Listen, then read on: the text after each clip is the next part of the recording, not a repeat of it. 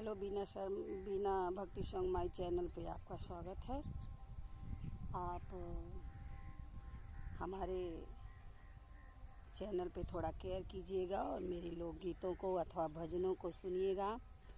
और अगर मेरे चैनल पर आप नए हैं तो मेरे चैनल को कृपया लाइक कीजिएगा, सब्सक्राइब कीजिएगा अथवा मेरे इस गीत को अगर आप पसंद करते हैं तो इस पर लाइक कीजिएगा। कमेंट्स में ज़रूर बताइएगा कि आपको ये गीत कैसा लगा। इस समय हम थोड़ा लाचारी गीत लोगों को अक्सर करके महिलाओं को पसंद आ रही है, हमारी यूट्यूब वाली बहनों को, इसीलिए हम थोड़ा लाचारी गीत ही ज़्यादा इस समय डाल रहे हैं। और कमेंट्स में बताइएगा अवश्य कि ये गीत आपको कैसा लगा। धन्यवाद। अरे हम मुनरी मोरे सैया न गिनावा, मैं मुनरी मोरे सैया न गिनावा, मैं मुनरी मोरे सैया न गिनावा।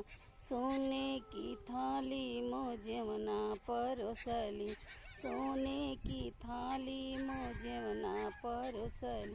अरे जवना न जेवेल जाले दखिनावा, मैं मुनरी मोरे सैया न गिनावा, मैं मुनरी मोरे सैया न गिनावा।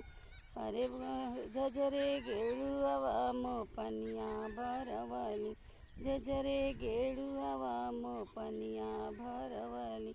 अरे पनिया न पिएला करेला बन मनावा, मैं मुनरी मोरे सैया न गिनावा।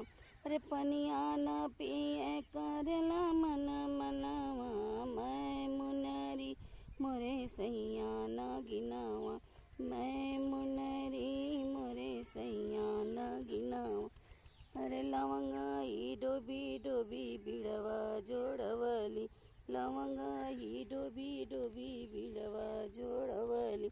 अरे बिड़वा न कुचेला करेला बहनावा, मैं मुनरी मोरे सैया न गिनावा, मैं मुनरी मोरे सैया न गिनावा, मैं मुनरी मोरे सैया न गिनावा।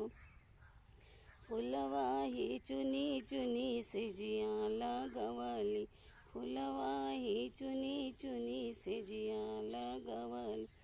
सिजिया न सोवे करेला बहनावा, मैं मुनरी मोरे सैया न गिनावा, मैं मुनरी मोरे सैया न गिनावा।